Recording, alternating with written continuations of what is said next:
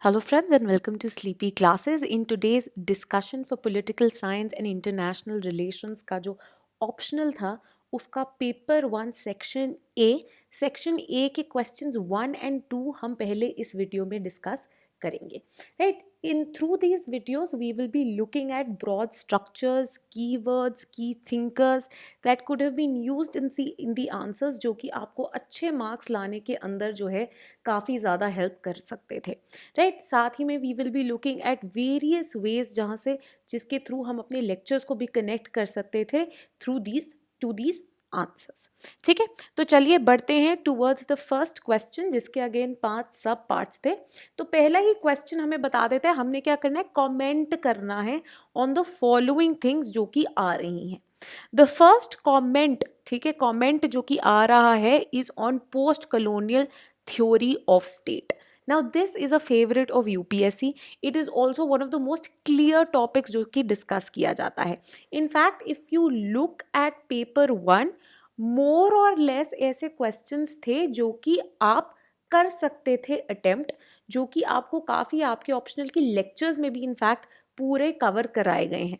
ठीक है, कुछ लेंदी क्वेश्चंस थे, राइट, जिसके अंदर आपको कट डाउन करनी थी चीज़ें, जिसके अंदर आपको याद रखना है कि मैंने जो है कौन सी मेन चीज़ों पे फोकस करना है, because I have to wrap up this answer in limited words and limited time. ठीक है, this post colonial theory of state ना वैसा ही एक क्वेश्चन है, बिकॉज ये क्या है, 10 मार्कर हैं, 150 वर्ड्स में जो है आपने ये लिखने हैं. एंड ऑफन जब हमको ऐसे टॉपिक्स आते होते हैं हम बह जाते हैं, right, we tend to just flow and हमें लगता है अरे वाह हम सब कुछ लिख दें. नहीं, यू हैव टू रियलाइज कि आपने आगे चल के 20 मार्कर एंड 15 मार्कर्स अटेम्प्ट करने हैं, जो कि आपके क्वेश्चन 2, 3 एंड 4 का पार्ट है, जिनके आगे 3 सब पार्ट्स हैं. ठीक है, 3 सब पार्ट ईच है. ठीक है, तो इसीलिए ज़रूरी है कि अगर आप सबसे पहले ये क्वेश्चन 1 अटेम्प्ट करके आए हैं, या फिर आगे चल के भी आपके लिए एक ये एडवाइस है, राइट, अगर आपने प्रॉपर सीक्वेंस वाइज चलना है तो याद रखिए फर्स्ट क्वेश्चन में 10-10 मार्क के जो हैं ये सब पार्ट्स हैं, 150 वर्ड्स में लिखना है. सो प्लीज़ प्लीज़ प्लीज़ अपने वर्ड्स एंड टाइम को प्रॉपरली मैनेज कीजिए. ठीक है, अब post colonial theory of state जो है इसकी शुरुआत अब कैसे कर सकते थे. वेरी इंपॉर्टेंट, एक स्ट्रेट फॉरवर्ड शुरुआत जो थी कि मेन स्ट्रीम पर्सपेक्टिव्स जो थे टूवर्ड्स स्टेट, उनके क्रिटिसिज्म में निकल के आई आपकी post colonial theory of state. हमने लेक्चर्स के अंदर भी मार्क्सिस्ट स्कूल ऑफ थॉट के अंदर जो है post colonial theory of state की है, because a lot of structuralist as well as instrumentalist Marxist से इंस्पायर होके आगे उन्होंने post colonial thought on state उसको बनाया.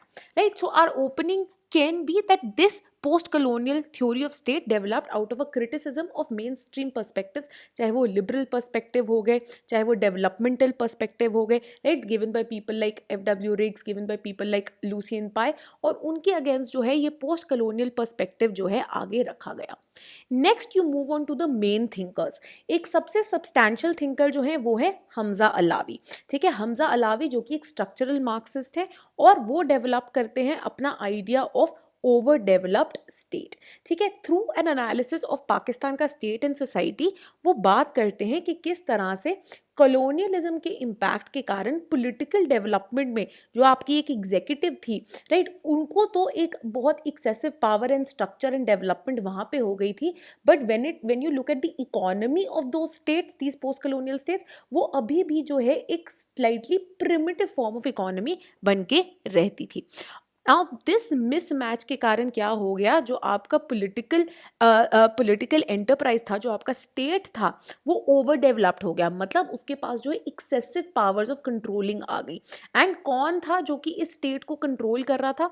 It was your indigenous bourgeois, it was your metropolitan bourgeois, as well as your जो आपके रूरल एलीट थे, जो आपके लैंडलॉर्ड्स एक्सेट्रा थे. Right, so after you develop on Hamza Alavi's concept, आप सीधा ही लिख सकते हैं to make your answer further एक थोड़ा और इनरिच करके कि एक ही थिंकर नहीं, मुझे 1-2 और थिंकर भी आते हैं, तो हमजा अलावी के बारे में ज़्यादा लिख के you can move on to that. Such an argument regarding the post colonial state was also corroborated by Pranab Bardhan in his work Political Economy and Development, looking at the Indian state, जहाँ पे उनका मानना था that the multi-class nature of the Indian post colonial Indian state जिसमें controlling कौन थी, industrialist class, rural elite as well as your bureaucracy. ठीक है, तो ब्यूरोक्रेसी किसकी देन थी, आपके कॉलोनियल मास्टर्स की देन थी, right. These were the people controlling them, because of which again आपके जो एक बोनापार्टिज्म का हमने जो कॉन्सेप्ट किया था रिलेटिव ऑटोनॉमी ऑफ स्टेट, उसके कारण पोस्ट कॉलोनियल स्टेट्स के अंदर एक ये रिलेटिव ऑटोनॉमी ऑफ स्टेट जो है डेवलप हो गई। The same again is talked of by John Saul in case of Tanzania. तो हमने by referring to 3 post colonial states, Pakistan, India and Tanzania, as well as 3 thinkers, that is Hamza Alavi, Pranab Bardhan as well as John Saul, हमने बात कर ली of the post colonial theory of state. Then क्योंकि comment है, आप नीचे एक छोटी सी क्रिटिसिज्म भी दे सकते हैं that despite this idea of a post colonial state, this perspective has also been criticised by people like Gunnar Myrdal, who believe that in the post colonial state it is the society which is much stronger than the state, and the state in face of this overwhelming support जो कि society में है, right, is often a soft state rather than overdeveloped one or a relatively autonomous one, जैसे कि post colonial theorist बोलते हैं। ठीक है, so this much is enough. अगर आप इसके अलावा you want to talk about people like Homi Bhabha, Gayatri Spivak, it will become too complicated because it's 150 words. ठीक है, 150 वर्ड्स में आप ये पूरा का पूरा फटाफट लिख सकते हैं, राइट। यहीं पे अगर आप 2 लाइनें भरिए, ये दोनों फटाफट डालिए, 1 लाइन में क्रिटिसिज्म डालिए, 150 words done, move on to the next question. The next question asks you to comment on equality of opportunity. Again equality of opportunity again एक काफ़ी बड़ा कॉन्सेप्ट है, बहना नहीं है, 150 वर्ड्स है, उनमें फटाफट लिखना है। अब हमें पता है इक्वालिटी क्या है, एक इसेंशियली कंटेस्टेड कॉन्सेप्ट है। WB गैली के हमने ये आइडिया किया है। इसेंशियली कंटेस्टेड कॉन्सेप्ट का मतलब क्या है कि इसके मल्टीपल डाइवर्स पर्सपेक्टिव्स जो हैं दिए गए हैं, और इनमें से एक पर्सपेक्टिव जो कि आगे रखा गया है इज इक्वालिटी ऑफ अपॉर्चुनिटी। ठीक है, यहाँ पे इक्वालिटी ऑफ अपॉर्चुनिटी की बात करते हुए यू कैन टॉक अबाउट कि कौन से ऐसे लिबरल थिंकर्स हैं जिन्होंने इक्वालिटी ऑफ अपॉर्चुनिटी के ऊपर जो है जोर दिया है। Within this equality of opportunity का कॉन्सेप्ट हम बात कर सकते हैं that there can be a formal equality of opportunity and a substantive one. ठीक है, at a formal level तो all liberal thinkers, negative as well as positive liberal thinkers, ये equality of opportunity की बात करते हैं। certain thinkers जिन्होंने आगे बढ़ के इसके ऊपर बहुत सारा काम किया है are obviously Ronald Dawkins and John Rawls. Very importantly, they have also tried to bridge the gap between formal and substantive equality of opportunity. ठीक है, तो Dawkins जो कि अपनी रिसोर्स एगैलिटेरियनिज्म की बात करते हैं, ठीक है, जहाँ पे वो बोलते हैं रिसोर्सेज जो हैं एक रिसोर्सेज जो है इक्वली डिवाइडेड होनी चाहिए ताकि हर किसी के पास इक्वालिटी ऑफ अपॉर्चुनिटी हो to pursue what they want. And how does he go on doing it through an ambition sensitive auction, जिसको हमने डिस्कस किया है अपने लेक्चर में। एंड किस तरह से फॉर्मल टू सब्सटैंटिव लेके जाते हैं थ्रू एन इंश्योरेंस स्कीम। ठीक है, कि अगर कोई भी तरह का कोई डिसएडवांटेज कोई सफ़र करता है, वो डिसएडवांटेज उनकी इक्वालिटी ऑफ अपॉर्चुनिटी को किसी भी तरह से हार्म ना करे, उसके अगेंस्ट क्या प्रोटेक्शन है, आपकी insurance scheme. Similarly Rawls looks at equality of opportunity as embodying the principle of fairness. ठीक है, और ये इक्वालिटी ऑफ अपॉर्चुनिटी हमने किया है ना, रॉल्स के 2 मेन प्रिंसिपल्स हैं। पहला प्रिंसिपल है जो कि मैक्सिमम इक्वल लिबर्टी देता है दूसरे को, और सेकंड प्रिंसिपल के 2 हिस्से हैं। पहला प्रिंसिपल क्या है, ऑब्वियसली इक्वालिटी ऑफ अपॉर्चुनिटी, जो कि आपको देते हैं रॉल्स। बट ये आपका फॉर्मल कॉन्सेप्ट तो उन्होंने दे ही दिया, बट जो सेकंड पार्ट है of the second principle, that is your difference principle, that tries to convert this formal equality of opportunity into substantive through the fact कि अगर हमने इस इक्वालिटी ऑफ अपॉर्चुनिटी से कभी भी हम इधर उधर हो रहे हैं, वो क्यों हम होंगे, so as to benefit the least advantaged in the society.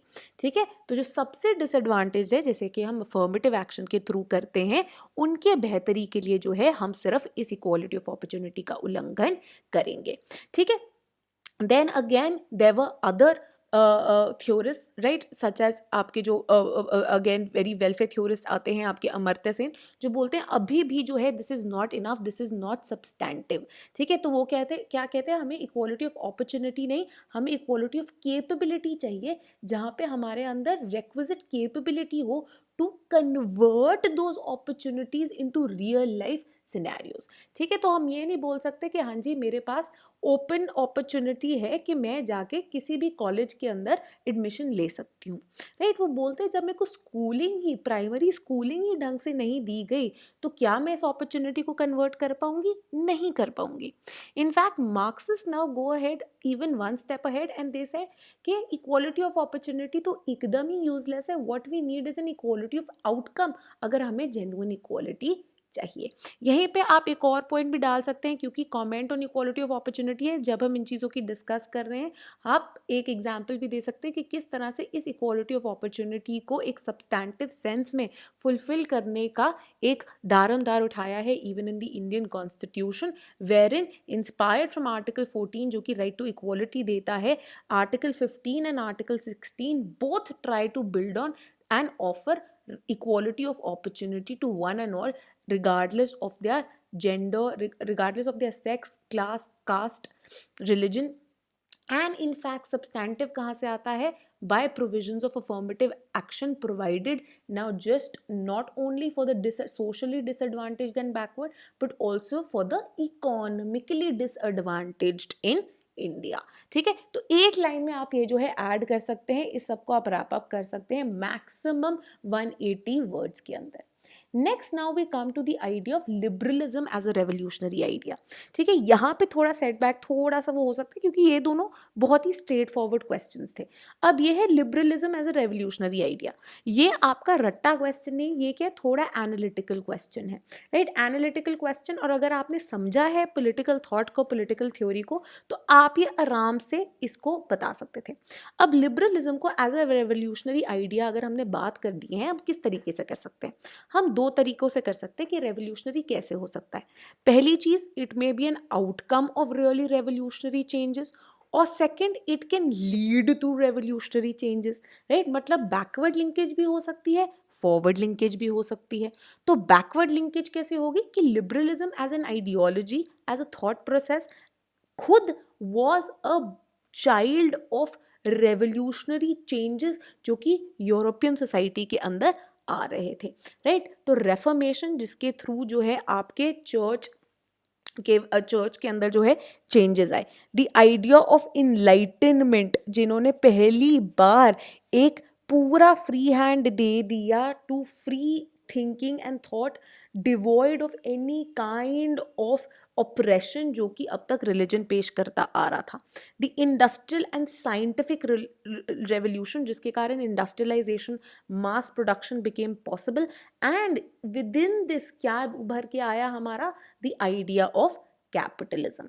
And इन्हीं कैपिटलिज्म के थ्रू जो हमारी नई क्लासेस एमर्ज हुई, who were all a product of these revolutionary changes, उनके साथ एक नए सेट ऑफ वैल्यूज एसोसिएट होने लग गए which were of liberalism. Similarly, there were also forward linkages wherein this thought process, wherein these ideas and ideologies also led to certain transformations in the society which were noticed through two main revolutions. That was the American Revolution as well as the French revolutions, right, जो कि inspired थे bye thinkers जो कि एस्पाउस कर रहे थे values of liberalism, that is people like John Locke, people like Rousseau, people like Montesquieu. ठीक है, और क्या है, राइट, तो हमने फॉरवर्ड लिंकेज बता दी, हमने बैकवर्ड लिंकेज बता दी। Now the content, what is the content that makes liberalism so revolutionary?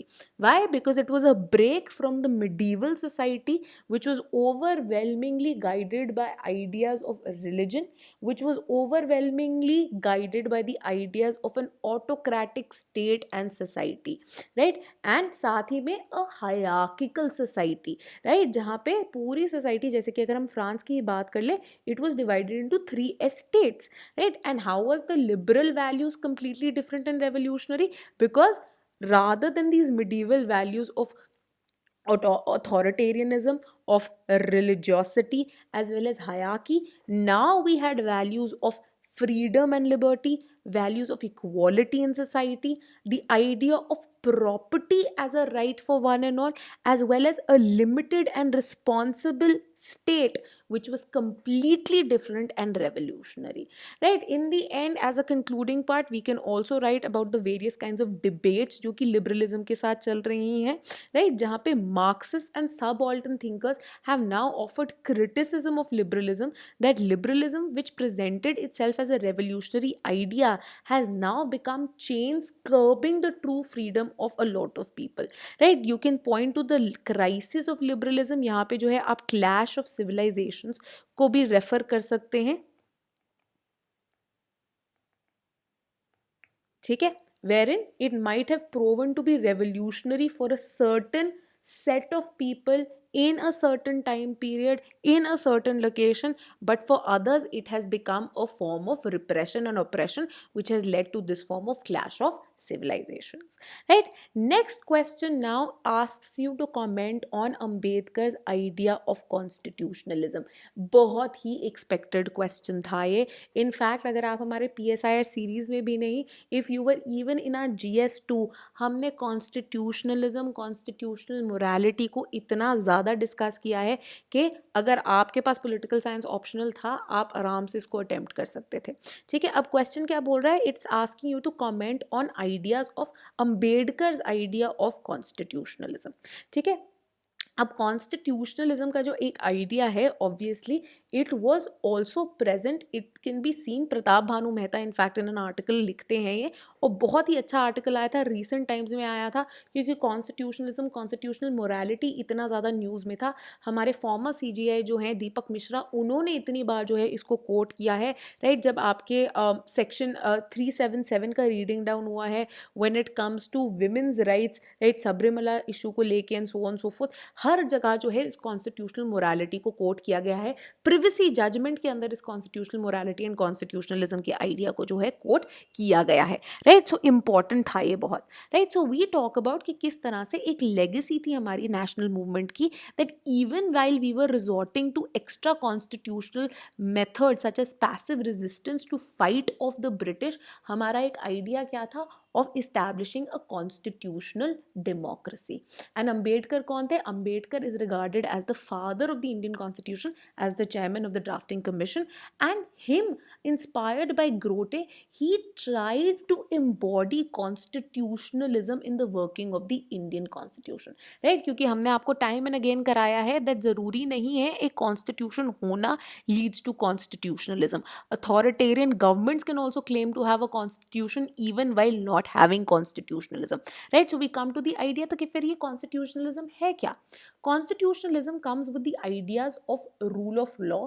Rule of law, जहाँ पे एक मेन आइडिया एक और जो एसोसिएटेड होता है is of a limited government, right, as well as with the idea accompanied by, जो कि अम्बेडकर के आइडियाज थे जो कि उन्होंने कॉन्स्टिट्यूएंट असेंबली के सामने रखे, दैट हमारी ये जो कॉन्स्टिट्यूशन है is not merely a political document, but it is also a social and economic document, because it seeks to bring out this complete transformation of the Indian society, and therefore it also embodies, Ambedkar का मानना था, constitutionalism also embodies constitutional morality. और ये morality के क्या क्या main ideas हैं? ये include ideas of egalitarianism, of justice, of pluralism, and building an inclusive society rather than a divided, unjust, unequal one which had been handed over to us by our colonial masters.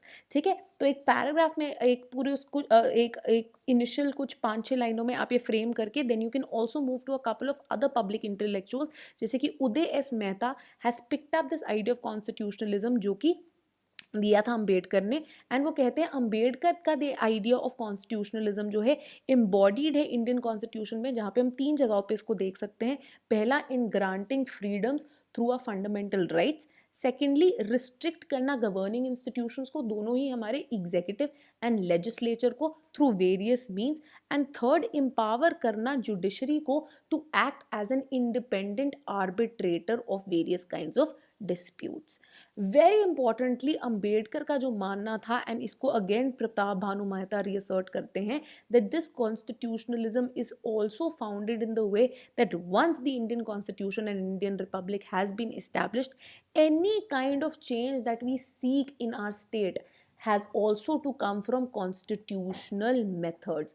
आज हम passive resistance नहीं कर सकते, आज नहीं हम बोल सकते हम टैक्स नहीं भरेंगे. गांधी ने भी तो यही किया था, स्वदेशीज ने भी तो यही किया था. We have to follow constitutional methods wherein we have the right to protest, right to peaceful protest in the way that it has been granted constitutionally. We have the right to freedom of speech and expression, to criticize the government, so on so forth, right? We have the constitutional method of voting out a government, which again is extremely important. ठीक है, सो ये सारे चीज़ें जो हैं आप embody कर सकते थे, आप लिख सकते थे, इंक्लूड कर सकते थे आपके अंबेडकर के आइडिया ऑफ कॉन्स्टिट्यूशनलिज्म में. The next question now asks you to comment on Machiavelli's secularism. Again, relatively straightforward है. अब मैकियावेली, जैसे कि हमें पता है, हम कहते हैं that he was on the precipice of modernity, right? He is seen as someone as often one of the first almost modern thinkers, and one of the greatest reasons जिनके कारण इनको एक modern thinker माना जाता है is because unlike medieval thinkers जैसे कि Saint Augustine हो गए, एक्विनास हो गए, जिनका इतना ज़्यादा फोकस था ऑन रिलीजन क्योंकि ये क्रिश्चियन वर्ल्ड व्यू उनको फॉलो करता था, अब मैकियावेली ने एक मेजर ब्रेक ली जहाँ पे वो कहते हैं नहीं, politics is an autonomous sphere. You have to separate the temporal world of politics from the spiritual and ethical world of religion. ये दो completely different spheres हैं और इनकी intermingling जो है गलत है.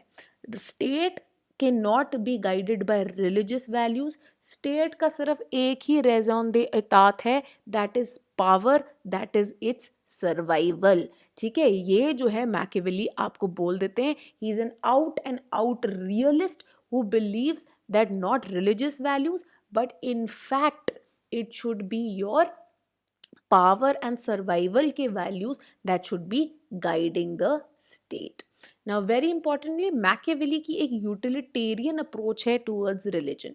यूटिलिटेरियन मतलब वो ये नहीं बोलते कि मैं एक एथियस्ट हूँ या the state should ask it's citizens to be atheists. No, it follows जो हम आज नेगेटिव सेक्युलरिज्म बोलते हैं उसका पाथ, जहाँ पे वो बोलते हैं स्टेट का रिलीजन से कोई लेना देना नहीं है. अपने प्राइवेट स्फेयर में इनफैक्ट जो लोग हैं अपने रिलीजन को जिस मर्जी तरह से अपनाएं, फॉलो करें, till the time it is not interfering with the state and it's functioning. In fact state को रिलीजन को इस तरह से यूज़ करना चाहिए कि वो अपनी पावर को और ज़्यादा मल्टीप्लाई कर सके, right? So in fact that is why he advises the king क्या कि आप जो है जाइए and please go ahead and participate with pomp and show in religious festivals. Why? Because it keeps your people motivated. But इसका ये मतलब नहीं है कि religious values will ever have any kind of bearing on the way you function.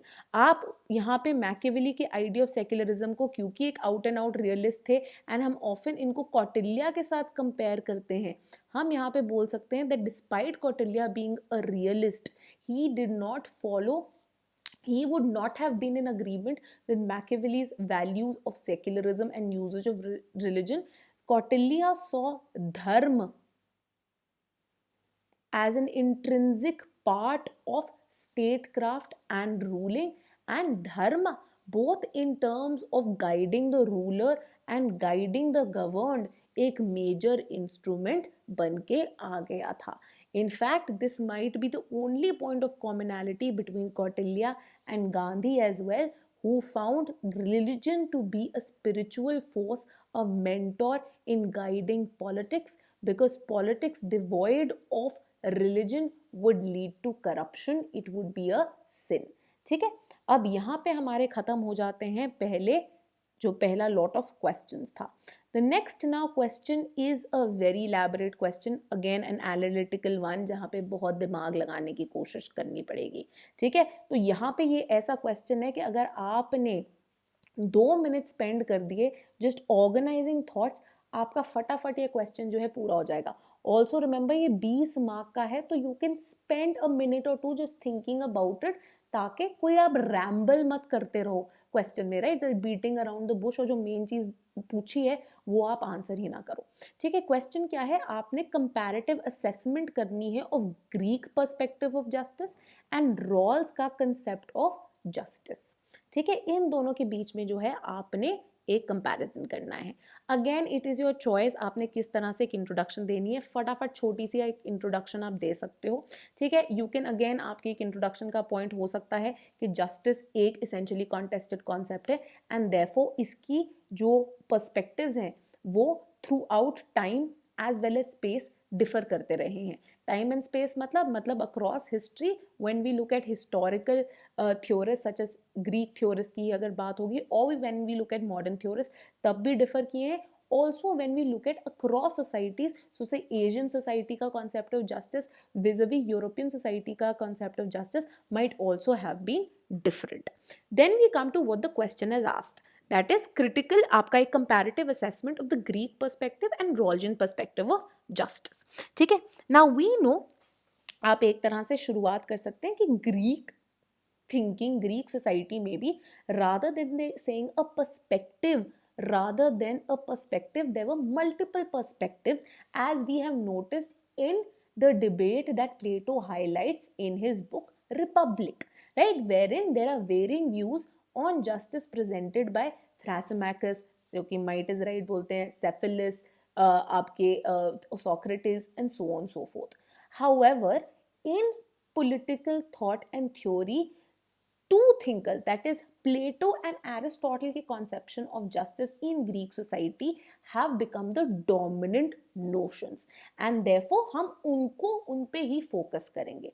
Secondly, in modern political theory, John Rawls has been seen as the father of contemporary justice and उनकी theory of justice has become a milestone, a sort of a sort of founding ground of the theory of justice as far as modern political theory is concerned. So in grounds पे जो है आप थोड़ी सी introduction लिख सकते हैं, then we can come to the critical comparative assessment. Again, now this is up to you. You want to write in paragraph forms, great, right? It is greatly appreciated, but sometimes you know कई बार अगर आप ऐसा table भी बना दो for better organisation of thought तो उसमें भी कोई प्रॉब्लम नहीं है, right. However you have to realise कि आपने सारे पॉइंट्स लिखे हैं कि नहीं लिखे हैं, right. So now Greek perspective में हमने किसकी बात कर ली, हमने पहले बता दिया कि हम प्लेटो एंड एरिस्टोटल पे कॉन्सेंट्रेट कर रहे हैं एंड रॉल्जियन कॉन्सेप्ट ऑफ जस्टिस तो ऑब्वियसली आपके जॉन रॉल से आया है. Now what is the various basis जिनके ऊपर हम कंपैरिजंस कर सकते हैं. सबसे पहला है approach, right. Now when we look at Plato's Republic या फिर जब हम एरिस्टोटल की डिस्कशन ऑफ ऑन जस्टिस देखते हैं in again his various work Nicomachean Ethics, Politics, right, इन दोनों में ही जो है आपकी जस्टिस की आइडिया को डिस्कस करते हैं तो हमें पता लगता है कि इनकी आइडिया ऑफ जस्टिस, राइट, वो based on ideas of morality and ethics. यहाँ पे justice was tied to living a moral life, living an ethical life, जो कि इन दोनों के लिए बहुत ही ज़्यादा इम्पॉर्टेंट थी. वहीं अगर हम रॉल्स की अप्रोच देखें, नॉट टू से कि इनकी मोरालिटी या एथिक्स की डिवॉइड थी, बट रॉल्स की अप्रोच जो है एक ज़्यादा मॉडर्न, एक ज़्यादा रैशनल अप्रोच है which is based on the contractualist tradition जो कि लिबरलिज्म की शुरुआत हुई, राइट. तो सोशल कॉन्ट्रैक्चुअलिज्म का जो ट्रेडिशन जो कि people like Hobbes, Locke, Rousseau ने फॉलो किया, उसी कॉन्ट्रैक्चुअलिस्ट ट्रेडिशन के बेसिस पे जो है on the idea that people are endowed with reason, so it's not just for the sake of ethics but even a rational discussion and through their own consent. तो ये top down approach नहीं है जो कि आपकी Aristotle या प्लेटो में पाई जाती है, बल्कि लोग खुद will consent to this idea of justice.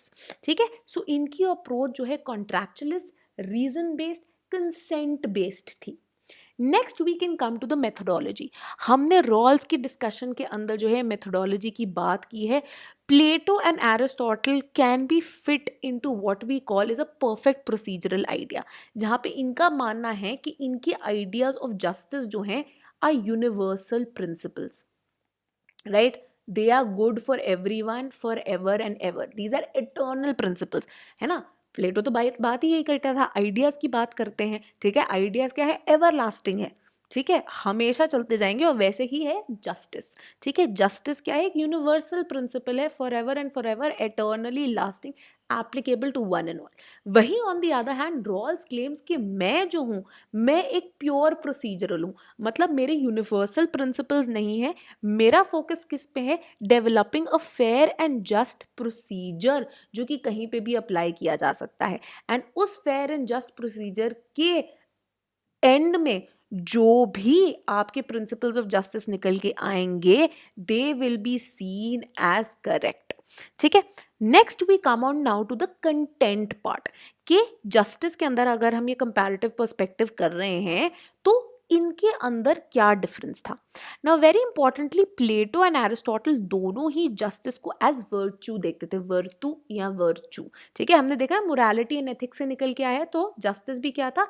एक वर्च्यू था। फॉर प्लेटो जस्टिस क्या था? जस्टिस एक सुप्रीम वर्च्यू था, सबसे सुप्रीम। तो हमने बात की है प्लेटो के अकॉर्डिंगली जो है वेरियस वर्च्यू, राइट? कौन से थे ये 3 पहले वर्च्यूज? पहले एक था आपका wisdom, then courage, and then very importantly आपका मॉडरेशन या टेम्परेंस। और इन सबको बाइंड करता एक supreme virtue which was justice. And justice को वो किस तरह से देखते हैं? वो जस्टिस को देखते हैं एज अ क्या? Supreme virtue and as a duty, duty which will lead to what? Functional specialisation, that I should know क्या मेरे अंदर किस तरह की मेरी सोल है, किस तरह की मेरी जो है एक कौन सा वर्च्यू मेरे अंदर है, क्या मैं करेजियस हूँ, क्या मैं वाइज हूँ, क्या मैं अपनी मॉडरेशन से अपने एपेटाइट को कंट्रोल कर सकता हूँ। एंड उन बेसिस पे जो है आप अपना काम करते हैं, ठीक है? वहीं एरिस्टोटल के accordingly duty bound notion of justice से now we came to an idea of justice which was based on proportionate equality. इसका मतलब क्या है? Equal should be treated equally and unequal should be treated unequally, which was seen in his theory of slavery, ठीक है? कि slaves जो हैं वो हैं ही अनइक्वल, तो वो कभी मास्टर्स बनने लायक हो ही नहीं सकते unless obviously the master helps them become a better person. On the other hand Rawls की जो आइडिया ऑफ जस्टिस था, इसके अंदर वो एक डिओन्टोलॉजिकल अप्रोच अपनाते हैं, राइट? कांट से इंस्पायर होके, जहाँ पे it is not the action in itself, जिसकी वो बात करें द क्वालिटी ऑफ एक्शन नहीं in itself, but in fact हमने किस तरह से उसके बारे में सोचा, ठीक है? तो इनका जो आइडिया है it is based on dignity, जो कि हर इंसान को मिलनी चाहिए। यहाँ पे ऑन दी अदर हैंड क्या हम क्या बोल रहे हैं? यहाँ पे हम हायरार्की ऑफ ह्यूमंस क्रिएट कर रहे हैं, चाहे वो on the basis of varying souls हो, चाहे वो on the basis of varying characters हो, मास्टर या स्लेव हो। यहाँ पे हम क्या बोल रहे हैं? हर इंडिविजुअल के डिजर्व करते हैं डिग्निटी को, एंड हर इंडिविजुअल जो है इक्वल है। एंड इसीलिए इनका idea of justice was not based on idea of righteousness or proportion or not just proportionate equality, but on looking at justice as fairness, ठीक है? जिनके अंदर हमारे 2 प्रिंसिपल्स हैं, equal and maximum liberty to one and all, and second principle जिसके 2 सब parts हैं जो हम पहले बात कर चुके हैं, equality of opportunity and difference principle. Then we move on to the foundations part, किस पे बेस्ड है? अब बेस्ड किस पे है?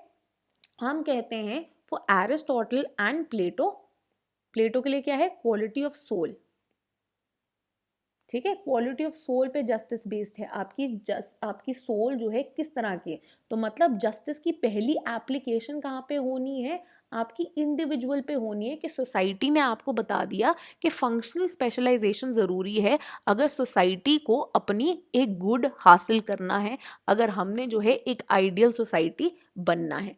सिमिलरली फॉर एरिस्टोटल क्या है? ये आपका वर्च्यू ऑफ कैरेक्टर है। On the other hand, Rawls shifts focus from the duty of the individual to what the society has to do.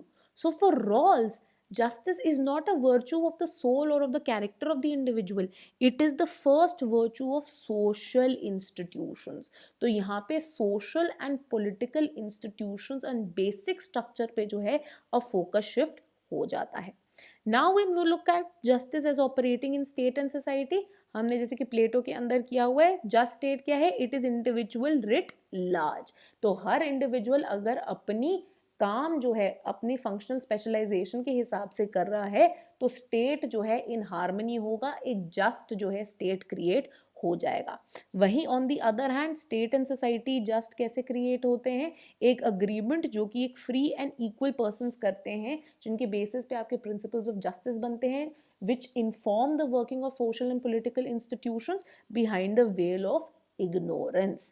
ठीक है, वहीं फोकस क्या है, again as we seen in Plato and Aristotle, top down approach. And क्या है इनका, social good. ठीक है, सोशल गुड है, एक हमने टीलियोलॉजिकल आइडिया ऑफ आइडियल सोसाइटी बना दी है, एंड जस्टिस क्या है, उसकी तरफ काम करना। वहीं on the other hand Rawls का आइडिया ऑफ जस्टिस इज कि हम एक ऐसा स्ट्रक्चर बनाएं जो इंडिविजुअलिज्म, उनके राइट्स, उनकी फ्रीडम को परफेक्टली जो है इनकरेज कर पाए।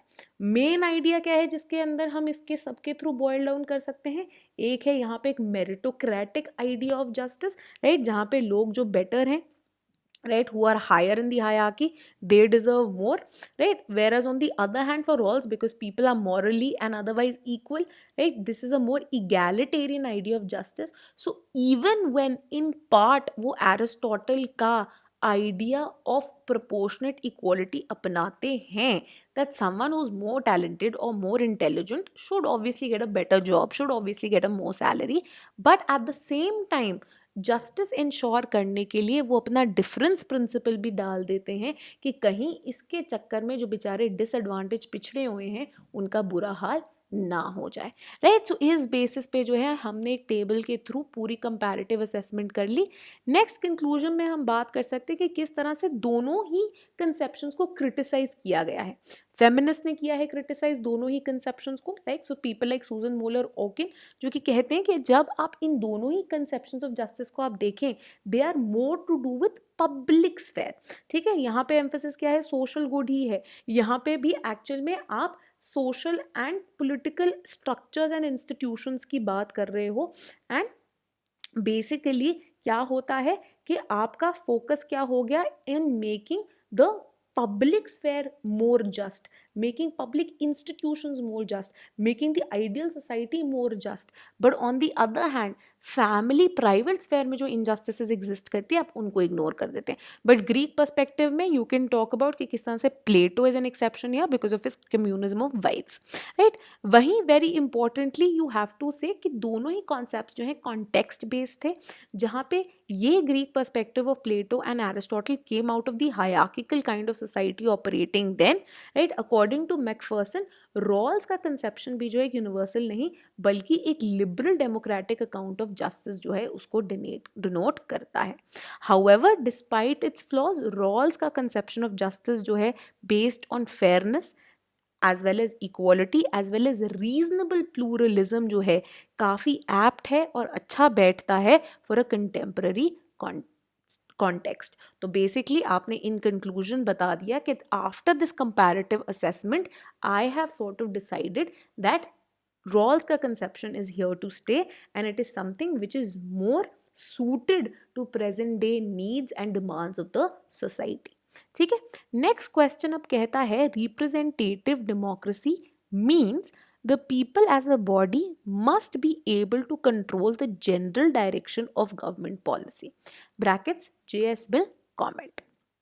ठीक है, अब इस क्वेश्चन को आपने पढ़ लिया, ये किसकी स्टेटमेंट है, जेएस मिल की स्टेटमेंट है, राइट। तो ऑब्वियसली हमने जेएस मिल को तो इसके अंदर थोड़ा बहुत डिस्कस करना ही करना है, but we do not have to limit our discussion to JS मिल।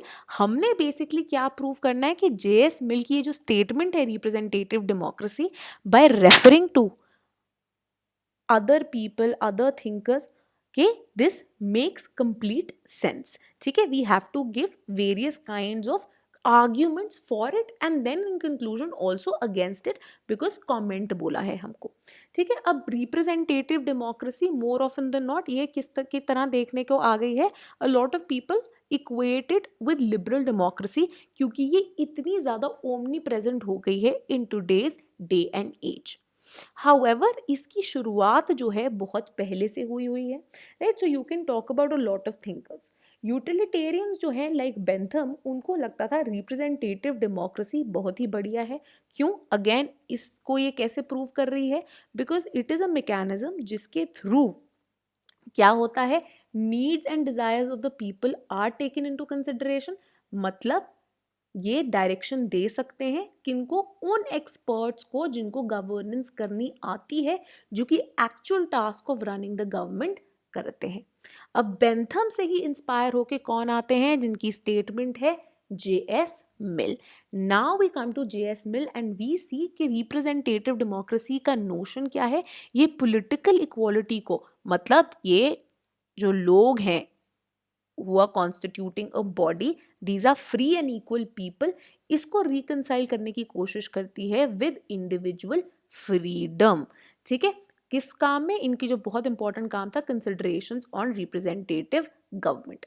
ठीक है, और ये रिप्रेजेंटेटिव जो डेमोक्रेसी है, किस तरह से लोग जो हैं गाइड कर सकते हैं गवर्नमेंट पॉलिसी, कैसे पॉसिबल होता है? पहली चीज जो रिक्वायरमेंट है, active and educated citizen. Secondly, एक पब्लिक स्पिरिटेडनेस या strong sense of civic duty कि हाँ जी हमारा काम है कॉन्स्टेंटली गाइड करना, राइट. साथ ही में एक कल्चर, एक डेमोक्रेटिक कल्चर जो जहाँ पे रिस्पेक्ट हो और प्रेजर्वेशन हो इंस्टीट्यूशंस ऑफ डेमोक्रेसी की, along with very importantly freedom of speech, wherein people are able to guide through their speech, through their criticism or through their support the direction of policy जो कि government बना रही है. ये possible क्यों हो जाता है? क्योंकि representative democracy is based on certain ideas. क्या है? पहली चीज, गवर्नमेंट बाय कंसेंट बनती है, मतलब इट इज पीपल खुद जो कि बॉडी पॉलिटिक का हिस्सा है चूज करे गवर्नमेंट को. Then there is accountability and responsibility. अगर उनके आइडियाज पॉलिसीज नहीं पसंद आ रहे, they can be voted out. Then there is majority rule wherein representatives जो है आके आ रहे हैं. यहाँ पे एक्सेप्शन होगी मिल की, जो एक्चुअली प्रोपोर्शनल रिप्रेजेंटेशन को प्रेफर करते हैं. There is recognition of minority rights, very importantly, that despite majority government coming in to play, कि जिन्होंने मेजॉरिटी वोट्स जीते, माइनॉरिटी राइट्स जो है इग्नोर ना किए जाए. जैसे कि इंडियन कॉन्स्टिट्यूशन में माइनॉरिटी राइट्स जो है कंजर्व किए गए हैं, आपके कम्युनिटी राइट्स जो प्रिजर्व किए गए हैं थ्रू फंडामेंटल राइट्स. एंड साथ ही में constitutional government which is a limited government which follows rule of law. ठीक है, अब ये बॉडी पॉलिटिक गाइड कैसे कर सकती है? दो तरीके हैं. डेलीगेट मॉडल जो कि बेंथम ने सजेस्ट किया था, जहाँ पे बेसिकली रिप्रेजेंटेटिव चुन लिया जाता है एंड लोग जो है उसको बता देते हैं कि अच्छा लोगों की ये डिमांड है एंड वो उस हिसाब से पूरा करता है. ऑन द अदर हैंड ये जो है थोड़ा टिरनी प्रोन देखा गया था. On the other hand elite या ट्रस्टी मॉडल जो था बर्ग का और J.S. मिल का, उसके अंदर आपके जो इंटेलेक्चुअल्स थे, जिनको ऑब्वियसली ज़्यादा वोट्स दिए गए हैं थ्रू आपका what you have weighted voting and that is why the intellectuals get a greater say. and secondly, ये ट्रस्टी या एलीट मॉडल ऐसा है जहाँ पे आपके ऐसे लोग चुन के गए हैं through the proportional representation model who have expertise in governing and therefore they set the outline and tell the people that this is for your good and हम ये कर रहे हैं. Now Popper says एक representative democracy is very important, right, for an open society. Why? Because it leads to change of power बिना किसी violence के. However, जैसे J.S. मिल को डर था, पॉपर को भी डर है कि कहीं ये tyranny of majority में ना बदल जाए. इसका कुछ क्रिटिसिज्म भी आप ऑफर कर सकते हैं एंड में, right. Criticism which has come from participatory democrats like Rousseau, जो कि कहते हैं रिप्रेजेंटेटिव डेमोक्रेसी के अंदर आप बेसिकली अपनी सॉवरेन जो है, अपनी सॉवरेनिटी लोग ट्रांसफर कर रहे हैं to a representative, which is not the way to go. In fact on the other hand क्या है, यहाँ पे हर इंसान की सॉवरेनिटी नॉन ट्रांसफरेबल होती है. You can also write about Gandhi and M N Roy, जिन्होंने लिमिटेशंस ऑफ रिप्रेजेंटेटिव डेमोक्रेसी की बात की थी एंड अपने अपने मॉडल सजेस्ट किए थे. तो एक एक लाइन में आप उसको भी मेंशन कर सकते हैं. यहाँ पे इवन हैना अरेंट को मेंशन कर सकते हैं that apart from representative democracy and the participatory idea of democracy, we also have the idea of deliberative democracy, जो कि कहता है that it's not just representation or participation which is important, but in fact deliberation, जहाँ पे लोग जो है actively एक दूसरे से बातचीत कर रहे हैं एंड उसके बेसिस पे जो है डिसीजंस लिए जा रहे हैं. right? However, despite these debates in various models of democracy, representative model remains the mainstay, and in fact there are now ways to ingrain features of both participatory and deliberative democracy के various mechanisms within the representative format, right? So deliberations की आपकी जगह बना रहे हैं, आपकी participation की जगह बना रहे हैं, right? जैसे कि आपके plebiscite हो गया, referendum हो गया, डेलिब्रेशन के लिए freedom of speech and expression हो गया, सिविल सोसाइटी हो गया, राइट? नेक्स्ट क्वेश्चन जो है now asks you to assess the significance of what right to property in political theory. बहुत इंपॉर्टेंटली इस क्वेश्चन को ढंग से देखिए, यहाँ पे क्या बोल रहा है, significance of right to property, सिर्फ प्रॉपर्टी नहीं बोला, राइट टू प्रॉपर्टी बोला है। तो मतलब यहाँ पे हमने सिर्फ ये नहीं बात करते रहना प्राइवेट प्रॉपर्टी इंपॉर्टेंट है कि नहीं, राइट टू प्रॉपर्टी कितना इंपॉर्टेंट है कि नहीं, इसमें डिफरेंस समझिए, क्योंकि राइट जो है डिफरेंट बेसिस पे भी एमनेट हो सकता है, ठीक है? पॉलिटिकल थ्योरी की जो किताब है बाय राजीव भार्गव, उसके ऊपर उसके अंदर एक ये पूरा चैप्टर है on property and right to property, बहुत ही अच्छा, एंड इनफैक्ट ये क्वेश्चन भी वहीं से निकाला गया है, ठीक है? अब प्रॉपर्टी का मतलब क्या है, राइट टू प्रॉपर्टी का क्या मतलब होता है? राइट टू प्रॉपर्टी बेसिकली आपको एक एक्सक्लूसिव ओनरशिप दे देता है ओवर वेरियस ऑब्जेक्ट्स जो कि वैल्यूबल है, ठीक है? मैं ये तो नहीं बोलती ना आपको कि कोई रैंडम कचरा है इसके ऊपर आप प्रॉपर्टी ले लो, नहीं, दीज आर वैल्यूबल ऑब्जेक्ट्स, उनके ऊपर जो है आप कंट्रोल लेते हैं। हाउएवर राइट टू प्रॉपर्टी की कंसेप्शन एक्सेप्टेंस भी over history and across societies change करती रही है एंड इवॉल्व होती है। ये इनिशियली, अब हमने किस में बात करनी है, असेसमेंट करनी है पॉलिटिकल थ्योरी में। अब पॉलिटिकल थ्योरी भी जो है खुद भी इवॉल्व होती आई है, एंड जैसे जैसे पॉलिटिकल थ्योरी इवॉल्व हुई है वैसे वैसे राइट टू प्रॉपर्टी भी इवॉल्व हुआ है। तो हम बात करते हैं, हम कहते हैं ट्रेडिशनली अगर हम ancient and medieval political theory देखें तो वहां पे आइडिया और ये जो राइट टू प्रॉपर्टी है,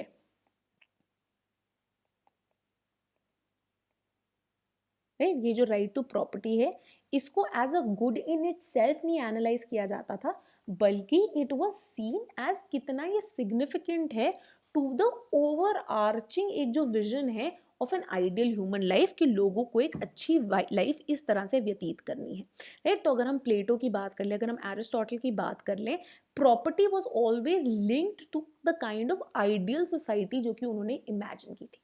प्लेटो की ideal society which was based on unity and harmony, उसके बीच में राइट टू प्रॉपर्टी फिट नहीं बैठता था। उनकी अकॉर्डिंगली प्रॉपर्टी के कारण सेल्फिशनेस, करप्शन हो जाएगी, जिसके कारण सोशल डिविजन हो जाएगा। क्यों? बिकॉज ये मेरा वो तेरा, ये डिवाइड हो जाएगा, राइट? और हमको क्या चाहिए, हमें तो यूनिफाइड एंड हार्मोनियस सोसाइटी चाहिए। तो इसीलिए Plato does not grant the right to property and is in fact against it. Instead वो क्या कहते हैं, कम्युनिज्म ऑफ प्रॉपर्टी होनी चाहिए गार्डियंस के लिए, right? Then we quickly move on to the other एक पॉलिटिकल थ्योरी के अंदर जो डेवलपमेंट हुई with the coming in of Aristotle. Aristotle क्या कहते हैं कि देखिए ये जो प्लेटो का आइडिया है ये गलत है। Why? Because what is held in common is often neglected the most. Right to property वो कहते हैं बहुत इंपॉर्टेंट है। क्यों? क्योंकि ये प्रूडेंस मतलब प्रैक्टिकलिटी, कितना खर्च करना है, कितना बचाना है, और रिस्पॉन्सिबिलिटी दोनों को ही इंकरेज करता है। साथ ही में very importantly in the larger scheme of Aristotle, जहाँ पे लोग जो है एक life of eudaimonia of happiness जी रहे हैं, उसके लिए प्रॉपर्टी बहुत ज़्यादा इंपॉर्टेंट थी। हाउएवर अगेन ये right to property did not mean endless accumulation. Medieval political theory तक आते आते अगेन यही idea of right to political theory जो है एग्जिस्ट करता था, बट उनका मानना था कि प्रॉपर्टी किस लिए यूज़ होनी चाहिए, प्रॉपर्टी यूज़ होनी चाहिए एक एथिकल अच्छी रिलीजियस लाइफ के लिए, क्योंकि एक क्रिश्चियन वर्ल्ड व्यू जो है एग्जिस्ट करता था।